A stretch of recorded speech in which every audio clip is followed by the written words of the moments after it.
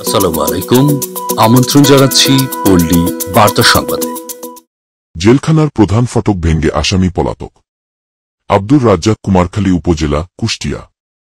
দৈনিক পল্লী বার্তা সংবাদ। কুষ্টিয়া জেলা প্রতিনিধি। কুষ্টিয়া। গত 7 আগস্ট 2024 তারিখে কুষ্টিয়া জেলা কারাগার থেকে আসামি পালিয়ে যায়।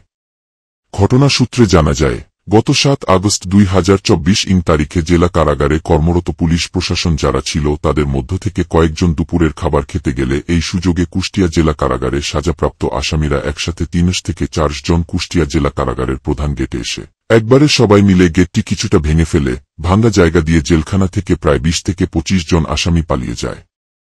জেল সুপারের ভাষ্যমতে এরা সবাই সাজাপ্রাপ্ত আসামি।